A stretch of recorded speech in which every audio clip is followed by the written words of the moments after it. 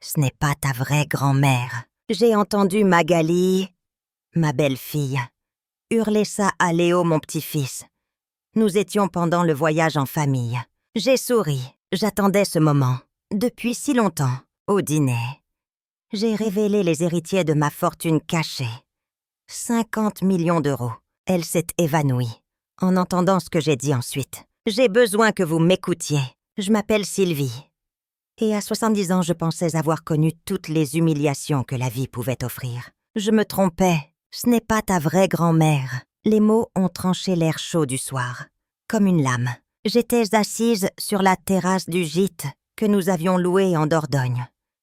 Je regardais Léo, mon petit-fils de 8 ans, jouer avec ses petites voitures. La voix aiguë de Magali a brisé ce moment de paix. Léo a levé les yeux confus. « Qu'est-ce que tu veux dire, maman ?» Magali se tenait dans l'embrasure de la porte. Ses mains parfaitement manucurées, posées sur ses hanches. Ce regard familier, de dédain, gravé sur son visage. Elle avait bu du vin toute l'après-midi. Et l'alcool avait libéré sa langue, d'une manière qui d'habitude demandait plus de calcul. Je veux dire que c'est juste la mère de ton père, chérie. Pas vraiment la famille. Comme nous. Elle a marqué une pause. Elle est juste là. Parce qu'on doit s'occuper d'elle. La cruauté désinvolte de cette phrase m'a serré la poitrine. Mais au lieu de la piqûre familière des larmes, quelque chose d'autre m'a envahi. Le soulagement. Après 3 ans, 3 longues années d'observation attentive. 3 ans à jouer la comédie de la pauvreté. À me laisser traiter comme un fardeau. J'avais enfin la confirmation que j'attendais. J'ai souri, pas le sourire poli et forcé que j'avais perfectionné pendant des décennies. Non, un vrai sourire. Un sourire de connaissance qui venait de très loin, du même endroit où j'avais stocké chaque affront, chaque commentaire méprisant, chaque moment d'exclusion délibérée. « Sylvie, pourquoi tu souris comme ça ?» Florian, mon fils, est apparu derrière Magali. Sa voix avait ce ton d'agacement épuisé auquel je m'étais habituée. Magali ne le pensait pas. Elle est juste fatiguée. De la route, bien sûr. Il la défendait. Il la défend toujours. Il la défendait, même quand elle m'obligeait à dormir sur le clic-clac du salon, pendant nos visites. Parce que la chambre d'amis devait rester impeccable pour les vrais invités.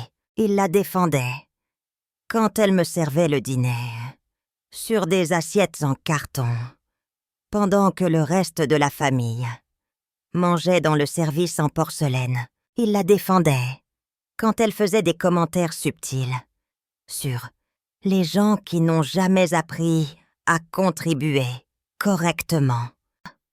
Oh, je sais exactement ce que Magali voulait dire. J'ai dit doucement. Ma voix était stable, malgré le tremblement de terre qui secouait ma poitrine. Et ce n'est pas grave. Léo a abandonné ses jouets. Et il s'est monté sur mes genoux. Ses petits bras se sont enroulés autour de mon cou, avec cette affection inconsciente que seuls les enfants possèdent. Tu es ma vraie mamie, toi. Je m'en fiche de ce que dit maman. L'amour pur, dans sa voix, a failli briser ma résolution. Presque. Mais j'ai vu le regard de Magali. Elle levait les yeux au ciel. Son expression montrait clairement qu'elle trouvait ce geste innocent, déplacé. « Léo, rentre te laver les mains pour le dîner. » Elle a commandé. « Et ne salis pas tes vêtements en t'asseyant sur ce vieux canapé. » Le vieux canapé, le clic-clac sur lequel j'étais reléguée. Pendant ces 3 jours de vacances en famille, pendant que Magali et Florian profitaient de la suite parentale. Le matelas était bosselé, inconfortable. Mais je n'avais rien dit. J'avais appris il y a longtemps que se plaindre ne faisait que donner plus de munitions à Magali. Je suis restée sur la terrasse, à regarder le soleil descendre. Ce gîte, c'était moi qui l'avais suggéré et payé.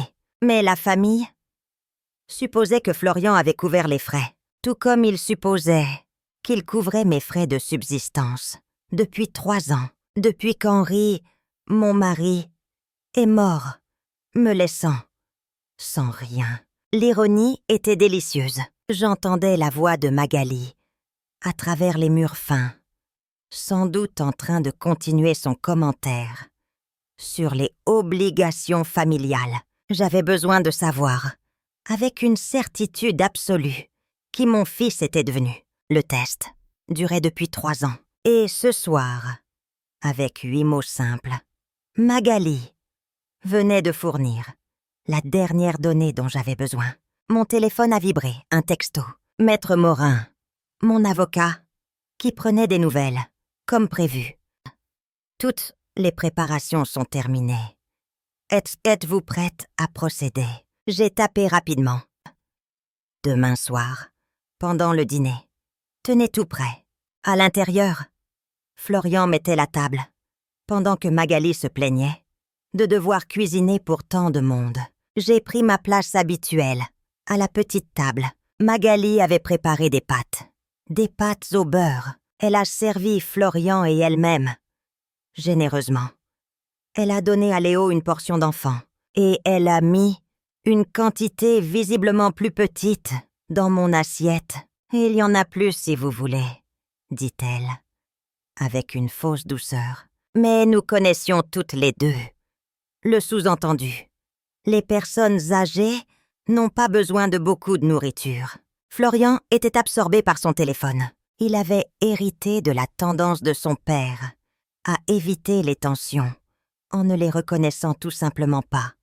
« Alors, mamie, » dit Léo, en enroulant des spaghettis. « M'en dit qu'on ne viendra peut-être plus te voir aussi souvent, parce que ça coûte trop cher de conduire jusqu'à ton appartement. » J'ai senti Florian se raidir, à côté de moi. Il a enfin levé les yeux de son téléphone. Le visage de Magali s'est empourpré, prise sur le fait par la révélation innocente de son fils. « Eh bien, » j'ai dit prudemment, « parfois les circonstances changent, chérie. Les gens prennent des décisions, basées sur ce qu'ils pensent être le mieux. Ce que je n'ai pas dit, c'est qu'après-demain, la question des visites serait sans objet. Tout serait différent. Le lendemain matin, je me suis réveillée sur ce clic-clac, le dos en miettes, mais l'esprit limpide. Il y a 3 ans, quand Henri est mort, j'ai pris une décision. J'ai caché l'étendue de notre patrimoine pour tester, pour observer. Henri et moi avions été prudents pendant 50 ans, pendant qu'il travaillait modestement à l'usine d'électronique. Moi, j'étais ex-comptable dans une PME et je bâtissais, silencieusement, un portefeuille d'investissement qui aurait choqué tous ceux qui nous connaissaient. Nous vivions dans un petit pavillon. Nous conduisions de vieilles voitures. Quand l'usine a fermé, Henri a pris sa retraite anticipée. Je gérais déjà près de 20 millions en placements diversifiés. Un héritage de ma tante, dont je n'avais jamais parlé, avait été le fondement. Puis, les achats immobiliers dans des quartiers que j'avais méticuleusement recherchés.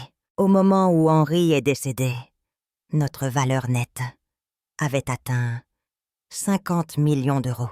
Au lieu de partager la nouvelle, j'ai regardé la réaction de Florian face à ce qu'il croyait être sa mère soudainement appauvrie.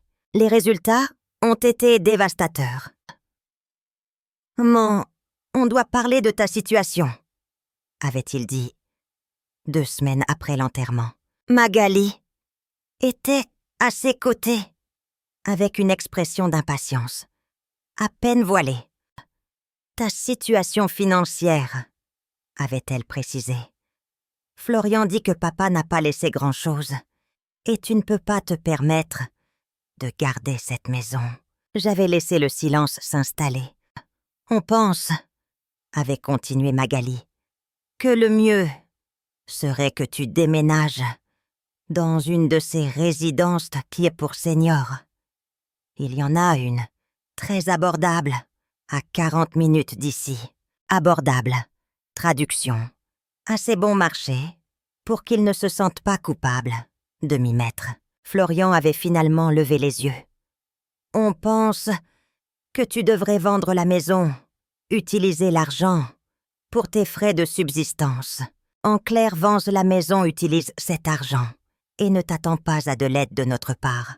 Le test avait commencé ce jour-là. J'ai joué le jeu. J'ai vendu la maison, comme il l'avait suggéré. Ce qu'il ne savait pas, c'est que j'avais déjà acheté l'immeuble dans lequel j'ai emménagé. Le petit 2 pièces où je vivais était à moi, mais je leur ai laissé croire que je peinais à payer le loyer mensuel. Les appels de Florian sont devenus plus courts, plus rares. Magali a cessé de m'inclure dans les réunions de famille. J'ai joué le rôle parfaitement. Les mêmes 3 tenues en rotation. Des courses en marque de distributeur. Quand ils venaient, le plus douloureux n'était pas leur rejet de ma supposée pauvreté. C'était de voir avec quelle rapidité ils l'ont accepté. Personne n'a offert de m'aider. Ils m'ont juste rayé comme un problème résolu par la distance et de faibles attentes. Surtout Magali. Elle faisait des commentaires sur les gens qui doivent apprendre à vivre selon leurs moyens. Elle m'a même proposé de m'apprendre à mieux utiliser les bons de réduction. Mais c'était sa façon de gérer ma relation avec Léo qui m'a fait le plus mal. Progressivement, systématiquement, elle apprenait à mon petit-fils que j'étais moins importante, que ma présence était tolérée et non désirée, que l'amour et le respect étaient liés à la contribution financière. « Mamie ne peut pas venir à ta pièce de théâtre, chérie. » Je l'avais entendu dire à Léo. Elle ne peut pas se permettre l'essence. Et ce serait gênant de lui demander. J'aurais pu facilement prendre l'avion et louer une chambre d'hôtel. Au lieu de ça, j'ai raté la pièce en regardant mon petit-fils apprendre que l'économie déterminait les priorités familiales. Hier, quand Magali a dit à Léo que je n'étais pas sa vraie grand-mère, elle m'a donné la dernière preuve dont j'avais besoin. Ce matin-là, la journée s'est passée comme d'habitude. Nous sommes allés au lac. C'était magnifique. Léo a immédiatement commencé à ramasser des cailloux, pendant que Florian et Magali installaient leur pique-nique élaboré. Glacière, chaises pliantes, enceinte Bluetooth. Moi, on m'avait alloué une bouteille d'eau et une barre de céréales, comme si mes besoins étaient naturellement minimes. Magali se prélassait sur sa chaise, comme une reine. Toutes les quelques minutes, elle prenait un selfie. Angle parfait pour capturer le paysage tout en m'excluant soigneusement du cadre. « Oh, viens prendre une photo avec papa et maman !» cria-t-elle. Alors qu'ils posaient pour leur photo de famille parfaite, j'ai réalisé, je n'ai jamais été incluse dans une seule de leurs photos de vacances. Depuis 3 ans, j'étais la femme invisible. « Mamie, tu veux voir mes cailloux ?» Léo était revenu à mes côtés. Pendant l'heure suivante, nous avons construit des châteaux de cailloux. C'est ça qui m'avait manqué le plus, pas les grandes fêtes, mais ces simples moments de connexion. « Et semble très attaché à toi », observa Florian, en rangeant enfin son téléphone. « On se comprend », j'ai répondu. « C'est mignon », ajouta Magali. Son ton suggérait tout le contraire. J'espère juste qu'il ne devient pas trop dépendant. Les enfants doivent apprendre que les gens ne peuvent pas toujours être là pour eux. Être là, la cruauté de ce commentaire livré juste à côté de Léo m'a fait serrer les dents. Elle le préparait déjà à mon absence. Les gens devraient pouvoir dépendre de leur famille, j'ai dit doucement, en la regardant droit dans les yeux. C'est ça, la famille. Ce soir-là, dans la petite cuisine du gîte, j'ai préparé ce qui serait notre dernier repas en tant que famille trompée. J'avais pris un taxi pour aller au marché le plus cher de la ville. J'avais acheté des ingrédients qui reflétaient mon budget réel. J'ai trouvé de magnifiques filets de bœuf en promotion. Ai-je menti? Sans scier. Et j'ai pensé que nous méritions quelque chose de spécial pour notre dernière soirée ensemble. Dernière soirée. Magali est apparue, sa voix aiguë de suspicion. De nos vacances, ai-je précisé. Le dîner était digne d'un restaurant gastronomique. Filet de bœuf, légumes rôtis aux herbes et un dessert au chocolat qui coûtait plus cher que ce que Magali dépensait en une semaine de course. Non, je les regardais prendre leur première bouchée, la surprise, la confusion. « C'est incroyable, maman, » dit Florian. « Quand as-tu appris à cuisiner comme ça ?»« J'ai toujours cuisiné comme ça, » j'ai répondu. « Tu n'as juste pas fait attention. » Magali mangeait lentement, son expression de plus en plus suspicieuse. « Où as-tu trouvé ces steaks ?» demanda-t-elle enfin. « Ils ont dû être chers. »« Ils étaient en solde, » j'ai répété. « Parfois, on a de la chance. »« De la chance, » répéta-t-elle, sans me croire. J'ai posé ma fourchette. J'ai pris le vin que j'avais ouvert. Un excellent millésime, qui n'était pas passé inaperçu. En fait, j'ai dit, je pense qu'il est temps de parler de chance, et d'argent, et d'honnêteté. Florian s'est figé. Magali a serré son verre. « Qu'est-ce que tu veux dire, mamie ?» demanda Léo. « Je veux dire, chérie, que parfois, les adultes ne se disent pas toute la vérité. »« Maman, » dit Florian prudemment, « qu'est-ce que tu insinues ? J'ai pris une gorgée de vin. J'insinue que vous avez tous fonctionné sur la base de graves malentendus concernant ma situation. Ta situation financière, plus précisément. » J'ai souri à Magali, appréciant la façon dont son visage commençait à pâlir. Vous voyez, quand Henri est mort, vous avez tous supposé ce qu'il me restait, ce que j'avais pour vivre. Maman, qu'est-ce que tu dis? Je dis que ton père et moi étions bien meilleurs en gestion que vous ne l'imaginiez. J'ai sorti ma tablette de mon sac. Je l'ai ouverte sur la page de résumé de mon portefeuille d'investissement. Bien meilleur. L'écran affichait un nombre qui fit tomber la mâchoire de Florian. « C'est impossible », a murmuré Magali en se penchant, comme si c'était un tour de magie. « Les investissements sont réels », j'ai dit calmement. « L'immobilier est réel. Les contrats d'assurance-vie sont réels. La seule chose qui n'était pas réelle, c'était la pauvreté, celle que j'ai jouée ces 3 dernières années. » La chaise de Florian a raclé le sol. « Jouer, maman? De quoi diable parles-tu ?»« Je parle d'un test, » j'ai dit. Ma voix stable. Un test de 3 ans, pour voir qui vous étiez vraiment quand vous pensiez que je n'avais rien à vous offrir, à part des besoins. Le silence était assourdissant. Magali a été la première à craquer. « Vous mentez ?» Elle y a crié ça.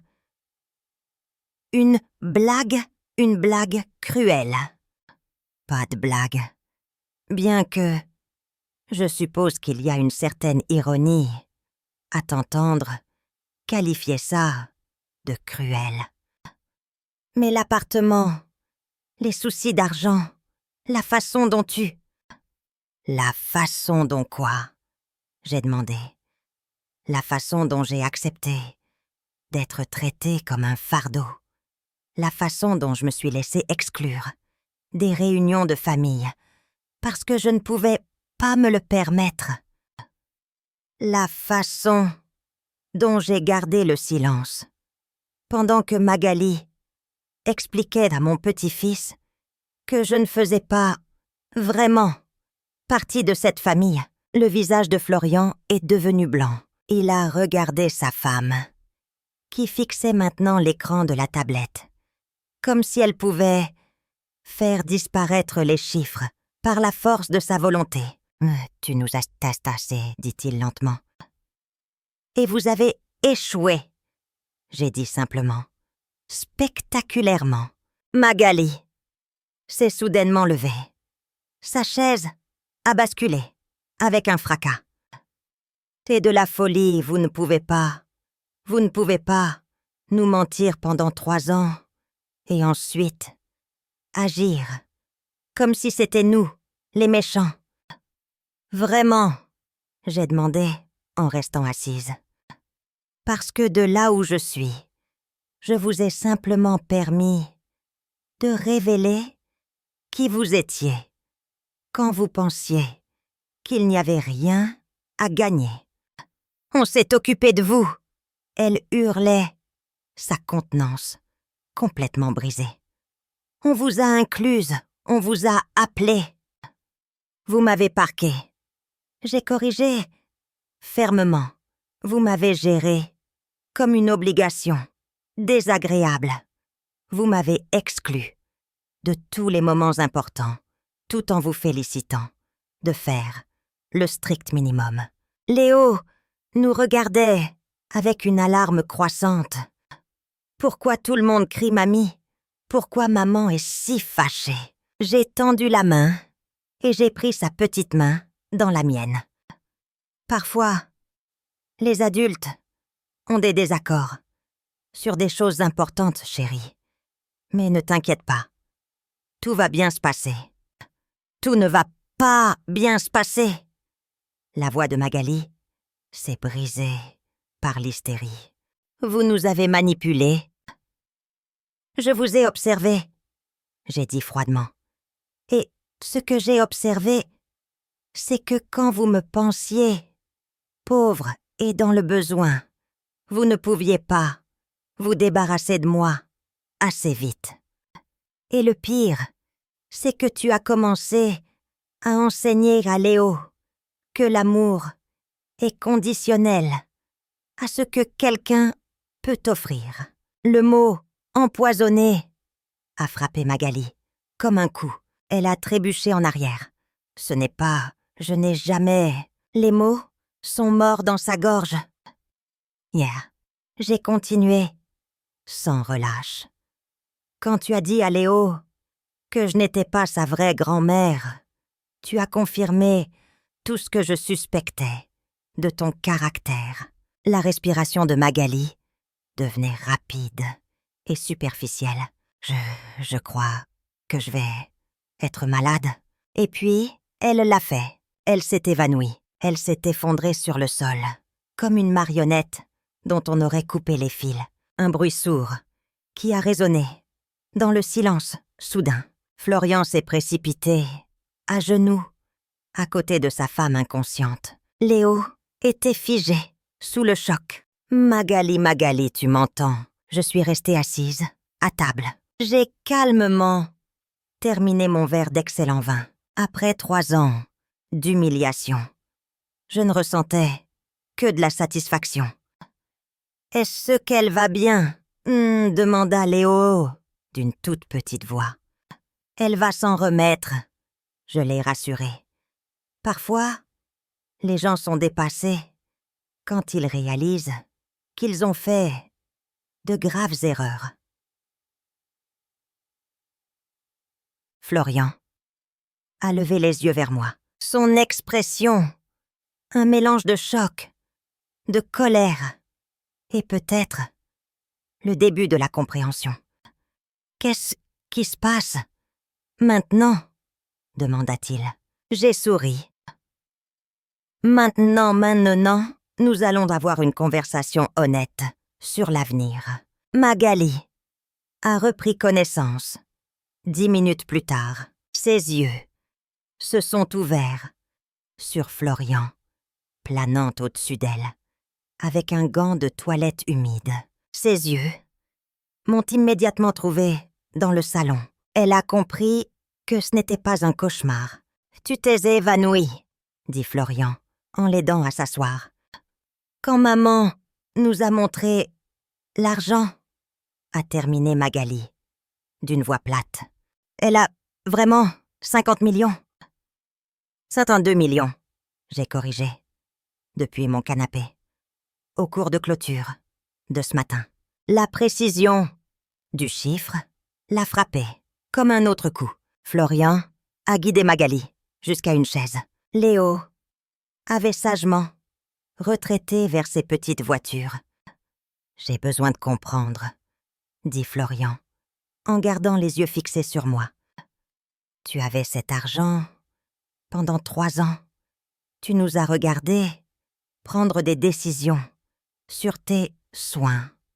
Sur... » Il s'arrêta. « Tu nous as laissé te croire pauvre. Je vous ai laissé révéler qui vous étiez. » J'ai corrigé, fermement. « Je ne vous ai pas forcé à mal me traiter, Florian. Je vous ai simplement donné l'opportunité de montrer votre vrai caractère, quand vous pensiez qu'il n'y avait aucune conséquence. » Les mains de Magali tremblaient. « Mais pourquoi nous faire ça ?» La question était si sincèrement déconcertée que j'ai failli avoir pitié d'elle, presque. « Oh, parce que j'avais besoin de savoir, » j'ai dit. « Quand Henri est mort, j'ai réalisé que je ne connaissais plus ma propre famille.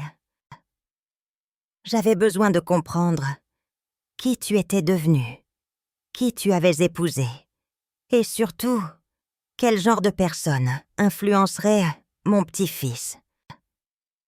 Alors tu nous as menti pendant 3 ans, » dit Florian, sa voix tendue. « Tu nous as testés, tu nous as piégés pour qu'on échoue. »« Je vous ai observé, » j'ai répondu froidement. « Tout ce que vous avez fait, chaque choix, chaque façon dont vous m'avez traité, c'était votre décision. » Magali s'est soudainement penchée en avant, ses yeux brillants d'un calcul désespéré. « Mais maintenant qu'on sait, tout peut être différent. On peut recommencer, on... » Non, je l'ai coupé fermement. On ne peut pas recommencer. Vous ne pouvez pas désapprendre qui vous êtes vraiment.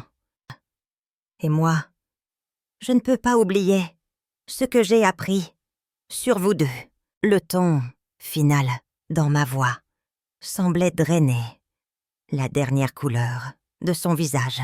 « Qu'est-ce que ça veut dire ?» J'ai tendu la main vers mon sac et j'en ai sorti une épaisse enveloppe que j'ai posée sur la table basse. « Ça veut dire que j'ai pris des décisions sur l'avenir, sur mon testament, mes actifs et ma relation avec cette famille. » Florian déglutit difficilement. « Maman, quoi que tu penses, » ?»« Je ne pense pas, Florian. J'ai déjà agi. » J'ai ouvert l'enveloppe et j'ai sorti le premier document. Un testament révisé que Maître Morin avait préparé selon mes spécifications exactes. Mon patrimoine sera détenu dans un contrat d'assurance vie au seul bénéfice de Léo jusqu'à son 25e anniversaire. Magali a eu un son, comme un ballon qui se dégonfle. Vous nous coupez complètement. En France, c'est l'arme nucléaire, l'assurance vie hors succession, pour contourner la réserve héréditaire des enfants. Je m'assure que Léo ait les ressources pour son avenir. Les fiduciaires seront mon avocat et une société de gestion, pas la famille. J'ai sorti le 2e document. Cependant, il y a des conditions. Des conditions, demanda Florian, las. Le contrat ne peut être débloqué que si Léo maintient une relation avec moi. Une relation qui n'est pas médiatisée ou contrôlée par ses parents. Si je découvre que l'un de vous deux l'a empoisonné contre moi, a empêché nos visites ou a, de quelque manière que ce soit, endommagé notre relation, la totalité des 52 millions ira à des œuvres de charité. À la place, le silence était si complet que je pouvais entendre les petites voitures de Léo rouler sur le plancher, dans la pièce voisine. « Vous ne pouvez pas faire ça », a murmuré Magali. « Je peux, et je l'ai fait », j'ai confirmé. De plus, j'ai établi un fonds pour l'éducation de Léo, sa santé, qui sera administré indépendamment. Vous n'y aurez pas accès, mais vous n'aurez pas non plus la responsabilité financière des dépenses majeures. Florian fixait les documents, comme s'ils étaient dans une langue étrangère. Tu es si en train de nous soudoyer pour qu'on te laisse avoir une relation avec Léo. Je me protège, moi et mon petit-fils, de votre volonté démontrée de couper les gens des relations familiales. Quand cela vous arrange, j'ai corrigé sèchement. Vous avez passé 3 ans à réduire systématiquement mon rôle dans la vie de Léo. Maintenant, vous allez passer les 17 prochaines années à vous assurer que cela ne se reproduise plus. Magali respirait difficilement. À nouveau, c'est du chantage. Ce sont des conséquences, j'ai dit fermement. Pendant 3 ans, vous avez supposé que je n'avais aucun pouvoir, aucune ressource, aucune option. Vous aviez tort sur tous les points. J'ai sorti le 3e document. J'ai aussi pris des décisions concernant des arrangements plus immédiats. Quel genre d'arrangement? Je déménage. L'appartement que je louais m'appartient, mais il n'a jamais été permanent. J'ai acheté une maison en Normandie, à environ 2 heures d'ici. 2 heures, la voix de Florian s'est brisée. Maman, c'est assez loin pour que tu doives faire un réel effort. Si tu veux me voir, j'ai terminé. Fini les dîners obligatoires où je suis traitée comme une invitée indésirable. Ni les vacances où je dors sur un clic-clac. Si tu veux une relation avec moi, tu devras la mériter. Magali a enfin trouvé sa voie. Et on n'accepte pas vos conditions. J'ai souri, une expression sans aucune chaleur. Alors, Léo héritera quand même à ses 25 ans. Mais vous aurez passé près de 2 décennies à savoir que c'est votre traitement envers sa grand-mère, qui a coûté à votre famille 52 millions d'euros. Le poids de cette déclaration s'est abattu sur eux. Tu as dit que tu voulais protéger Léo, d'apprendre que l'amour était conditionnel, dit Florian, désespérément. Mais n'est-ce pas exactement ce que tu fais, rendre ton amour conditionnel? Non, non, j'ai répondu calmement. Je rends mon argent conditionnel pas à la façon dont vous me traitez. Mon amour pour Léo n'a jamais faibli, malgré vos meilleurs efforts pour endommager notre relation. Mais ma volonté de soutenir financièrement des gens qui ont démontré leur dédain pour moi, ce bateau-là a coulé. Je me suis levée. Vous avez un choix à faire. Vous pouvez accepter ces nouveaux termes et reconstruire nos relations sur une base de respect authentique. Ou vous pouvez les rejeter et expliquer à Léo, quand il sera plus âgé, pourquoi son fonds d'études a été donné à des œuvres de charité. Oh, Magali pleurait ouvertement maintenant. On ne savait pas, sanglotait-elle. Si on avait su pour l'argent, si vous aviez su pour l'argent, vous m'auriez bien traité pour exactement les mauvaises raisons. J'ai terminé.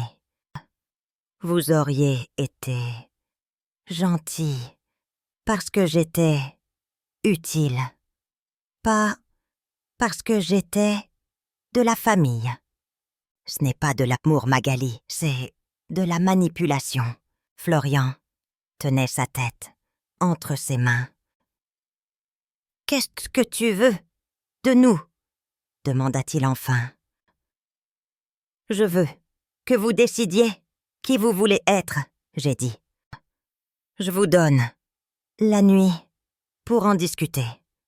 Demain matin, vous me ferez savoir ce que vous avez décidé. » Derrière moi, j'entendais les sanglots étouffés de Magali, mais je ne ressentais aucune sympathie. Ils avaient créé cette situation par leur choix, leur supposition et leur cruauté désinvolte. Maintenant, ils allaient devoir vivre avec les conséquences. Le lendemain matin, je me suis réveillée au son de chuchotements frénétiques. Léo était déjà levé, mangeant ses céréales en se balançant sur sa chaise. « Bonjour, mamie. On rentre à la maison, aujourd'hui. »« Oui, chérie. » j'ai dit, en lui ébouriffant les cheveux. Florian est apparu dans l'embrasure de la porte. Il avait l'air d'avoir vieilli de 5 ans. « Maman, » dit-il doucement, « on peut parler. Nous sommes sortis sur la terrasse. Nous voulons accepter tes termes, dit-il, sans préambule. Magali n'est pas heureuse, mais elle comprend qu'on n'a pas le choix. Il ne s'agit pas de choix, Florian, j'ai dit, fermement. Il s'agit de caractère. Il reste silencieux un long moment. Quand il a enfin parlé, sa voix était à peine un murmure. « Je t'ai abandonné, n'est-ce pas, en tant que fils? J'ai complètement échoué. L'aveu m'a frappé plus fort que je ne l'aurais cru. Tu t'es abandonné toi-même, j'ai dit doucement. Tu es devenu quelqu'un que je ne reconnaissais plus. » Des larmes coulaient sur son visage. « Peux-tu me pardonner? » « Je peux apprendre à te pardonner, » j'ai dit prudemment, Mais le pardon n'efface pas les conséquences. Et Magali, j'ai regardé à travers la porte moustiquaire. Elle était assise, à la table, le regard vide. Magali devra décider qui elle veut être. Elle peut apprendre à me respecter. Ou elle peut continuer à me voir comme un obstacle. Mais son choix déterminera le genre de relation qu'elle aura avec l'argent qui façonnera l'avenir de Léo. 6 mois plus tard, je suis assise dans le jardin d'hiver de ma nouvelle maison en Normandie. Léo m'aide à m'occuper de mon jardin d'herbes aromatiques. Florian vient tous les 15 jours. Parfois, il amène Magali. Parfois, il vient seul. Magali s'est adaptée. Elle a essayé la conformité, maussade, le faux enthousiasme. Finalement, elle s'est installée dans une politesse prudente. Elle n'apprendra jamais à m'aimer, mais elle apprend à me respecter. C'est suffisant. La vraie victoire, c'est Léo. Mamie, dit-il, en transplantant un plant de basilic. Maman dit que tu es très riche. C'est vrai, j'ai souri. Je le suis, chérie. Est-ce que ça change quelque chose entre nous? Il a réfléchi sérieusement. Je ne pense pas. Tu es toujours la même, qui construit des châteaux de cailloux et qui fait les meilleures crêpes. L'argent ne change pas, ça. Moi, exactement, j'ai dit. L'argent ne change pas qui nous sommes à l'intérieur. Il révèle, parfois, qui les autres sont vraiment. Le test était terminé. Les résultats étaient permanents. Et pour la première fois, depuis 3 ans, j'étais exactement là où je devais être, dans ma propre maison, selon mes propres termes, avec ma dignité intacte. Le spectacle était terminé. La vérité nous avait tous libérés. Et je n'avais jamais été aussi heureuse d'être exactement qui j'étais. Maintenant, je suis curieuse de vous entendre. Que auriez-vous fait à ma place? Avez-vous déjà vécu quelque chose de similaire?